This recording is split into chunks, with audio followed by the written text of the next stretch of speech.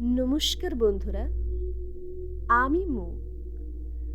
আমার আজকের নিবেদন হলো গরগরির দাদুর গল্প, খগেন্দ্রনাথ মিত্রের লেখা। ভর সন্ধেবেলা হচ্ছিল আমাদের মধ্যে ভূতের কথা। সেই ছোটবেলার একটা ঘটনা এই বুড়ো বয়সে মনে পড়েছে বলে গোবর্ধন গরগরি মশাই হুকোয় একটা জোর টান দিলেন। হুকোটা গড়গড় করে উঠল। তারপর এক মুখ ধোয়া ছেড়ে বললেন, তোমরা আজকালকার মানুষ ভূতটুতে বিশ্বাস করো না, কিন্তু আমি করি। কারণ বললাম, কারণ দেখাচ্ছেন এই তো? তিনি বললেন, স্বচক্ষে দেখলেই বিশ্বাস, আর না দেখলেই অবিশ্বাস। এ কেমন কথা? যারা মাত্র 50 মাইল দূর থেকে চাঁদ দেখে ফিরে এসে চাঁদের দেশের খবর দিচ্ছে, তুমি তাদের কথা বিশ্বাস করো কি না? করছো তো? তাহলেই দেখো, অনেক সময় শোনা কথাও বিশ্বাস করতে হয়, হয় না? বললাম, হয়। তার মধ্যে যুক্তি থাকা চাই। তাছাড়া অবস্থার আর কে বলেছে তার উপর বিষয়টা নির্ভর করে। ওরা স্বচক্ষে দেখে এসেছে, সুতরাং গরগরি মশাই তৎক্ষণাৎ জবাব দিলেন, সুতরাং যিনি স্বচক্ষে ভূত দেখেছেন তার কথা আমি বিশ্বাস করে থাকি। ভূত দেখা বা ভূতের কাহিনী জানা লোকের সংখ্যা তো কম নয়। দেখো বাবু, ভূত দেখতে চাইলেই দেখা যায় না, কারণ ওরা ইচ্ছে মতো দেখা দেন। যাক, এসব কথা বাদ দাও। আমার ছেলেবেলার ঘটনার কথাটাই আজ শোনো। আমাদের ভৈরবতলার শ্মশানে একবার এক তান্ত্রিক সাধু এসেছিলেন। তিনি এক মুঠো ধুলোকে এক মুঠো স্বর্ণ রেণুতে পরিণত করতে পারতেন। আর বললাম, এসব আপনার স্বচক্ষে দেখা না সকর্ণে শোনা? গরগরি মশাই চটে গেলেন, বললেন, গল্প শুনতে বসে এত প্রশ্ন কেন? গল্প জিওমেট্রি, পাটিগণিত না চটের গুঁড়োর ঝুড়ি? চুপ করে শুনে যাও, একদম কথা বলবে না। বললাম, দাদু, ঘাট হয়েছে। আপনার মুখে জিওমেট্রির থিওরেম, পাটিগণিতের বুদ্ধির অঙ্কগুলো রূপকথার মতোই শোনাবে, আর চিটে গুড়ের কাহিনী লাগবে তাতারসির মতোই মিষ্টি। বলুন দাদু, তারপর? গরগরি মশাই সস্নেহে বললেন, তুমি ছোকরা ভাইয়েরই ফক্কর। তা সেই সাধুর খবর কি করে চারদিকে ছড়িয়ে গেল? মনে পড়ছে যেন কয়েকখানা খবরের কাগজের রিপোর্টাররাও সেই তেপান্তরের শ্মশানে এসে হাজির হয়েছিল। জানোই তো ভাই, তোমাদের রবি ঠাকুর পর্যন্ত অভাবে পড়ে একবার সোনা তৈরির স্বপ্ন দেখেছিলেন। খুব কৌতূহল হলো। বললাম, জানি নে তো। ঘটনাটা বলুন বলুন, তাড়াতাড়ি বলে ফেলুন। কেন, পড়নি? খ্যাপা খুঁজে ফিরে পরশ পাথর, মাথায় বৃহৎ জটা। অতি কষ্টে হাসি চেপে বললাম, হ্যাঁ হ্যাঁ। তারপর অভাব মিটতেই আবার লিখলেন যে, ধনী হইয়া ধনী, মনিরে মান্না মনি। তা বলতে পারো। তারপর শোনো, সাধুর কৃপা লাভের লোভে সেই শ্মশান হয়ে গেল লোকালয়। দিনের এতে লোক সবাই বলে, বাবা এক মুঠো সোনার ধুলো দাও। একদিন আমিও গোপনে গেলাম। তখন আমার বয়স কতই বা, এই 13-14 বছর হবে। গোপনে গেলাম এই কারণে যে আমার এক খুড়ো ছিলেন, যিনি সাধু সন্ন্যাসীদের বলতেন বুজরুক। কেন বলতেন জানি না। ভারী কড়া মেজাজের মানুষ ছিলেন। সেই বুজরুকের কাছে যাওয়ার কথা শুনলে আর রক্ষা থাকবে না। গাঁটটা তো খেতেই হবে। তার উপর ঘরে কনফাইনে থাকা মানে একদম জেলে থাকার মতো। যাক, গেলাম বটে, কিন্তু ভিড় ঠেলে সাধুর কাছে যাই কার সাধ্যি। তাই গাছের চরে দূর থেকেই দেখা ছাড়া আর কিছু উপার রইল না। তখন দেখলাম দাসপাড়ার সৎবাবুও সেই ভিড়ে রয়েছেন। লোকটা ছিলেন হাড় কিপটে। আমরা তাকে পছন্দ করতাম না, তিনিও আমাদের খুব একটা পছন্দ করতেন না। লোকটার মরবার বয়স হয়েছিল। সংসারে তার বউ ছাড়া আর কেউই ছিল না। তবু পেয়ারা গাছ, জাম গাছ, কুল গাছ, আম গাছ আগলে থাকতেন। ফলগুলো তিনি বেচতেন, একটাও আমাদের দিতেন না। এমনকি পাক পাখিলিতে খেলেও তাদের উদ্দেশ্যে গালাগাল ছুঁড়ে মারতেন। তাকে দেখে সেই বয়সেই বুঝে ফেললাম লোভ কি সাংঘাতিক বস্তু। তার দিন দুই পরেই শুনি সাধু অন্তর্ধান। সুতরাং সাধু অন্তর্ধান হলে লোকালয়ে অন্তর্ধান। সভায় সাধুকে গালাগাল দিতে লাগলো। বেটা বুজরুক, সোনা তৈরি করতে পারে না, কচু। কেরামতি ধরা পড়বার ভয়ে বেটা সরে পড়েছে।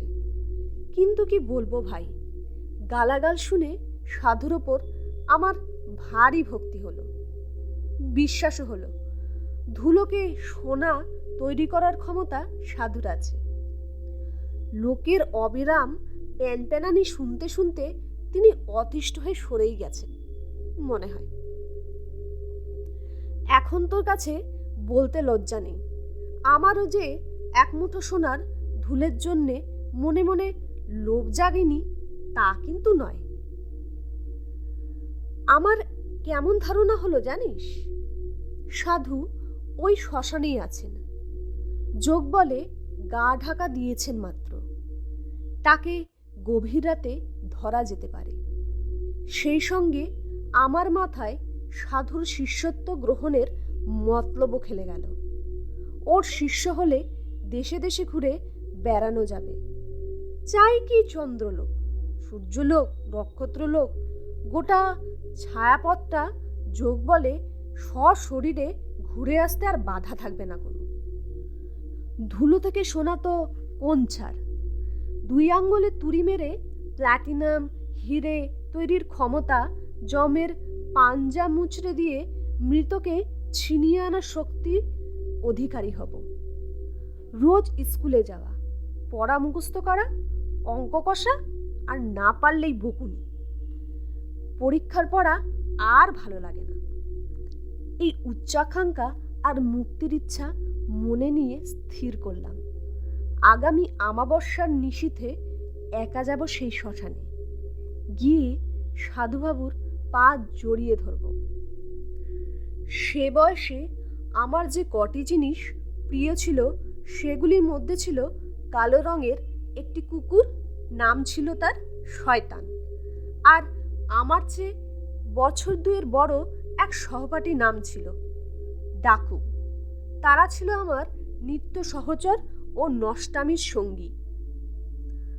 মনে করলাম তাদের সঙ্গে নেব, কিন্তু সাধু সন্ন্যাসীদের চরিত্রের কথা পড়া ছিল, পড়তে ভালো লাগতো খুব। দেখেছিলাম তারা সংসারের সকল মায়া কাটিয়ে গৃহত্যাগী হয়েছিলেন। বাবা মা তো আমার শৈশব কিশোরে একে একে স্বর্গে পালিয়ে আমার দৌরত্বের হাত থেকে নিষ্কৃতি পেয়েছিলেন। কাজেই তাদের মায়ের বন্ধন আমার ছিল না। সেদিনটা আমার স্পষ্ট মনে আছে। শ্রাবণ মাসের আমাবস্যা। আকাশ সকাল থেকে মেঘে ঢাকা, মাঝে মাঝে বৃষ্টিও পড়ছে। খানা, ডোবা, পুষ্করিণী জলে প্রায় টইটুম্বুর। ব্যাঙগুলো হাঁকাহাঁকি, নাচানাচি, ডাকাডাকি কান পেতে দেয়। ভৈরবতলা শ্মশানে কোল দিয়ে পাক মেরে ঢেউ তুলে ডাক ছেড়ে নাচতে নাচতে ছুটে চলেছে রঙ্গিনী নদী। তার ওপারটা হচ্ছে ঝাপসা আর এপারটা হলো কালো। ডিঙেগুলো কুলে কুলে বাঁধা। পুবে বাতাস ভিজে গাছপালার গায়ে ঝাঁপিয়ে পড়ছে। ডালগুলোতে দোলা দিয়ে ধাক্কা লাগিয়ে হা হা করে হাসতে হাসতে ভিজে মাঠের দিকে ঊর্ধ্বশ্বাসে দৌড়চ্ছে। একে শনিবার, তার উপর রেনিও ডে, অর্থাৎ বৃষ্টি হচ্ছে। স্কুলে যেতেই ছুটি হয়ে গেল। ইচ্ছে হতে লাগলো স্কুল থেকেই বই বগলে শ্মশানে চলে যাই। তা না করে বাড়ি চলে এলাম। আর শয়তানটা তখন থেকেই আমার সঙ্গে লেগে রইল। অন্যদিকে ডাকুকে ডাকতে হয়। সেদিন সে নিজেই এলো।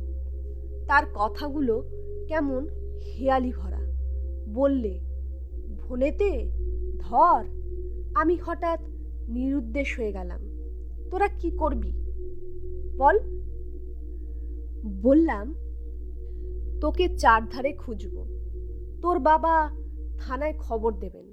তারপর খবরের কাগজে বিজ্ঞাপনও বেরোবে। তোর ছবিও ছাপা হবে। তোকে টাকা পাঠাবার কথাও থাকবে। সেকালের সিনেমার রংদার আকাশে তারা হয়ে ফুটে উঠবার দুর্দশায় কোনো ছেলে বা মেয়ে বাপ মায়ের তবিল তছরূপ করে বোম্বাই পালাতো না। কাজেই বোম্বাইয়ের কথা মনে পড়ল না। সেকালের বোম্বাই ছিল মেল আর আমের জন্য বিখ্যাত। ধারণা হলো ডাকুও সংসার ত্যাগের মতলব আটছে। ওরও উদ্দেশ্য সাধু সন্ন্যাসী হওয়ার। হোক, তাতে আমার কি? আমার মন তখন তৈরি হয়ে গেছে সন্ন্যাসী হওয়ার জন্য। শয়তান আর ডাকুকে এড়িয়ে চলতে লাগলাম। তারপর সন্ধ্যা হলো, পড়তেও বসলাম। কিন্তু মন বইয়ের পাতা ছেড়ে ভৈরবতলার নির্জন অন্ধকার শ্মশানে ঘুরপাক খেতে লাগলো। কি বলছিস? ঝড় বাদল? আরে সে তো কখনো থামে, আবার কখনো হয়। সন্ধ্যা থেকে বিদ্যুতের সে কি ঝলকানি। আকাশের একধার থেকে ওধার থেকেই চরচর করে কে যেন ছিঁড়ে ফেলতে লাগলো। নির্দিষ্ট সময় মতো বই আগলে বসে থেকে গোগ্রাসে ভাত গিলে শুনতে গেলাম, মানে বাড়ি থেকে পালালাম। সেকালে হাফ প্যান্ট, ফুল প্যান্ট, হাওয়াই আর বুশশার্টটাও ছিল না। তাই পরনের ধুতিখানা মালকোছা বেঁধে, গায়ে ছিটের কামজি চড়িয়ে, পকেটে পেন্সিল কাটা ছুরি নিয়ে খুড়োর বাঁশের ডাটের পেয়াদা মার্কা ছাতাটি চুরি করে নয়, না বলে নিয়ে মাথায় দিয়ে বেরিয়ে পড়লাম ভৈরবতলার শ্মশানের উদ্দেশ্যে। কি বলছিস? ভয়? ভয় কারে বলে আমি আজও জানি না। তারপর সব ঘটনা একদিনের পরে ঠিক মনে পড়ছে না। বর্ণনা করতে গেলে অনেক মিছে কথা বলা হবে। অতএব থাক, সেসব নিয়ে আর বলবো না। কেবল শ্মশানে গিয়ে কি যে হলো তাই শোন। বিদ্যুতের ঝলকানিতে পথ চিনে শ্মশানে তো গেলাম। সেই দুর্যোগেও দু একটা শিয়াল মরা খুঁজে বেড়াচ্ছিল। শিয়াল বন্দি কাকে বলে জানিস? জানিস নে তো? আমি জানি, কেবল জানি বললে ভুল হবে। হঠাৎ একপাল শিয়াল এসে আমায় ঘিরে ধরল। বড় পাচ্ছান্ন সাইবেরীয় প্রান্তরে যেমন ক্ষুধার্ত নেকড়ের পালে স্লেজরোহীকে যেমন ঘিরে ধরে, সেই ভৈরবতলার অন্ধকার শ্মশানেও একপাল শিয়াল এসে আমায় তেমনি করেই বন্দি করল। ভূত প্রেতের ভয় আমার নেই, কিন্তু শিয়ালের ভয়ে বুক কাঁপতে লাগলো। অন্ধকারে দেখলাম তাদের চোখ, দাঁতের পাটি আর খসখসে জিভ বেরিয়ে পড়েছে। কিন্তু শেয়ালে ঘুমন্ত খোকা খুকুদের, হাঁস মুরগিদের ধরে নিয়ে গিয়ে কড়মড় করে চিবিয়ে খাওয়ার গল্প ছাড়া আমার মতো লম্বা চওড়া এক কিশোরকে ছিঁড়ে খুঁড়ে খাবার কথা তো কারোর মুখে কোনোদিনও শুনিনি। প্রথম ভাগেও পড়েছি, কৃষ বৃষ খায়, শৃগালও পালায়। এ যে দেখি উল্টো কাণ্ড। মনে মনে সাধু বাবাকে তার নাম না জানলেও ডাকতে লাগলাম। এমন সময়ে বিদ্যুতের আলোয় দেখলাম খানিক দূরে একটা গাছের গোড়ায় সাদা মতো কি যেন রয়েছে। তখন আবার বৃষ্টিও শুরু হয়েছে। রঙ্গিনী কলকল ছলছল করে উঠেছে, বাতাস ঝাপটা মারছে। আমি ছাতা ঘোরাতে ঘোরাতে চিৎকার করতে করতে শিয়াল বুধ ভেদ করে গাছের গোড়ায় সেই সাদা জিনিসটার দিকে ছুটলাম। ছুটতে ছুটতে বিদ্যুতের আলোয় দেখলাম যেন একটা মানুষ গুড়িতে হেলান দিয়ে বসে আছে। তাই দেখে আমারও মনে খানিকটা সাহস হলো। তার কাছে গিয়ে বুঝলাম সাদা কাপড় পরা একটা মানুষ। সেই নির্জন শ্মশানে সে হয় মানুষের দেহধারী ভূত অথবা সেই সাধু বাবা। শিয়াল কেন, বাঘও তাদের ত্রিসীমানায় ঘেঁষবে না। আমি ছাতা ফেলে দিয়ে দুহাতে সেই মূর্তির পা দুখানা শক্ত করে জড়িয়ে ধরে বললাম, বাবা, চরণে ঠাঁই দাও আমায়। কিন্তু মনে হলো পা দুখানা ঠান্ডা, হিম আর কেমন যেন অসার। আবার বিদ্যুতের আলোয় দেখলাম, বুঝলাম একটা মরা, আর মরাটা শুধু দাসের। লোকটা কখন কিসে মরল বুঝতে পারলাম না। কেনই বা সেখানে আধশোয়া অবস্থায় রয়েছে তাও জানতে আগ্রহ হলো না আমার। আটকে উঠে তাকে ছেড়ে দিয়েই দিক বিদিক জ্ঞান শূন্য হয়ে ছুটতে লাগলাম। অমনি কে যেন আমার পেছনে পেছনে ছুটতে ছুটতে বলতে লাগলো, এই গোবরা, পালাস কেন? গোবরা, দাঁড়া না। গোবরা, ভয় কি তোর? কতক্ষণ কত দূর ছুটলাম বলতে পারবো না। কোথায় এলাম তাও ঠিক মনে নেই। এক সময়ে চোখ মেলে তাকিয়ে দেখলাম আমার মাথার কাছে কয়েকটা লণ্ঠন আর কয়েকজন লোক, আর আমার মুখে চোখে জলে ছিটে দেওয়া হচ্ছে। কে একজন বললে, জ্ঞান হয়েছে? অমনি একটা কুকুর হাউ হাউ করে ডেকে উঠল। বুঝলাম শয়তান। তার গলার স্বর ছিল গম্ভীর। তারপর সকলে আমায় ধরাধরি করে বাড়ি নিয়ে গেল। বলে, গড়গড়ি মশাই হাঁকলেন, ওরে নটু, এক ছিলেম তামাক দে বাবা। বললাম, ভারী ইন্টারেস্টিং তো। কি করে লোক জানতে পারলো আপনি শ্মশানে এসেছেন? মনে হয় শয়তান আমার খোঁজে শ্মশানে এসেছিল। আমাকে অজ্ঞান অবস্থায় পড়ে থাকতে দেখে বাড়ি গিয়ে খবর দেয়। আমার খুড়ো আর খুড়তো ভাইদের কাপড় ধরে টানাটানি করে কেউ কেউ করে কান্না করে বারবার বাইরের দিকে ছুটে যাওয়া আমাকে বিছানায় না দেখে তার সন্দেহ হয়। তারা পাড়ার কয়েকজন সাহসী লোককে সঙ্গে করে লাঠি লণ্ঠন হাতে তাকে অনুসরণ করতে করতে আমার সন্ধান পায়। তারপরের ঘটনা আর শুনতে চেও না ভাই। আপনার শয়তান সত্যি আপনাকে খুব ভালোবাসতো। কুকুরটা খুব ইন্টেলিজেন্ট ছিল নিশ্চয়, কিন্তু সে একদিন নিউমোনিয়ায় যেন মরে গেল। তার জন্যে খুব কাঁদলাম। তার দেহটা বাগানের পূর্ব কোণে কবর দিয়ে বললাম, জীবনে আমায় ছেড়ে যাসনি, আজ তোকে কোথায় ফেলবো, এখানেই থাক। তার কবরের ওপর পুঁতে দিলাম কামিনী ফুলের চারা। ওই দেখ, গাছটা এত বড় হয়েছে। গাছটা বর্ষায় বর্ষায় ফুলে ফুলে একদম ভরে যায়।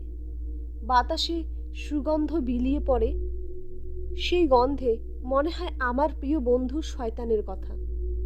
বলে গড়গড়ি দাদু দীর্ঘ নিঃশ্বাস ফেললেন। আস্তে আস্তে জিজ্ঞাসা করলাম, আপনার পেছনে ঘোনা সুরে কথা কয়েছিল কি? ভূত? জানিনি, জানবার চেষ্টাও করিনি। সুরে একটা বিরক্তিভাবের প্রকাশ পেল। আর ডাকু?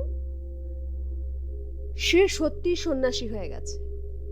এখন কি নাম নিয়েছে বলতে পারবো না। নটু তামাক দিয়ে গেল।